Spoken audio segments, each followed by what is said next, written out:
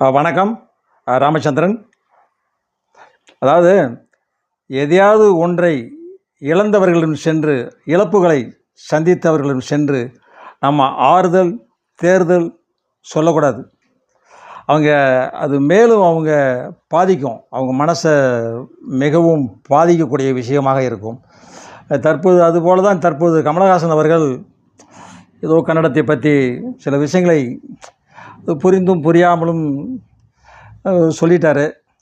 ஆனால் மன்னிப்பு கேட்க மாட்டேன்னு சொல்கிறாரு. ஏன்னா அது மன்னிப்பு கேட்காதனால ஒரு சாதாரண ஒரு நடிகனாக இருந்தவர் யோசிக்க வேண்டும். ஏன்னா படம் எடுத்திருக்கிறாரு. இவரை நம்பி பல பல பேர் அதில் பணம் போட்டிருக்காங்க. ஏன்னா தனிப்பட்ட முறையில் போட்டிருக்க மாட்டார். மணிரத்னம் வேறு கூட இருக்கிறாரு. பலர் நடிச்சிருக்கிறாங்க. படம் ரிலீஸ் ஆனால் தானே எல்லாத்துக்கும் ஒரு பலன் கிடைக்கும். ஒரு நடிகனாக இருந்து மன்னிப்பு, அதாவது தவறுதலாக பேசிவிட்டேன் என்பதை விட மன்னித்துக் கொள்ளுங்கள் என்று சொல்லிவிட்டால் அது பிரச்சனைகள் முடிந்துவிடும். இடையில் கூட ஒரு நடிகர் இந்த மாதிரி கேட்டார். சமீபத்தில் ஒரு நடிகரோட கேட்டிருந்தார். அதனால் மன்னிப்பு அப்படிங்கிற ஒரு வார்த்தையை கேட்டுட்டால் பிரச்சனைகள் மிகவும் எளிதாக முடிந்துவிடும். அதனால் அவர் ஏதோ ஒன்றை இழந்தது போல் இருக்கிறார் தற்போது. ஏன்னா அது தமிழ் திரைப்பட உலகத்திற்கு அது நல்லதல்ல. மன்னிப்பு கேட்டு விட்டால் முடிஞ்சு போச்சு. எளிதான வேலை தானே. மன்னிப்புங்கிறது பெரிய விஷயம் இல்லையா?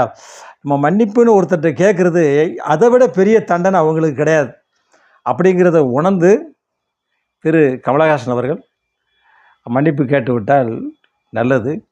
எல்லோரும் தூண்டி விடுவார்கள், கேட்க வேண்டாம், கன்னட படத்தை இங்கே ஓட விட மாட்டோம், அப்புறம் அவங்க தமிழ் படத்தை அங்கே ஓட விட்டோம்னு சொல்லுவாங்க. இதனால் ஜனநாயகன் படமும் இப்போ விஜய் நடித்த படமும் அதனுடைய கலைஞர்களும் பாதிக்கப்படுவார்கள் அப்படின்னு சொல்லிக்கிறோம். சமூக ஆர்வலர்.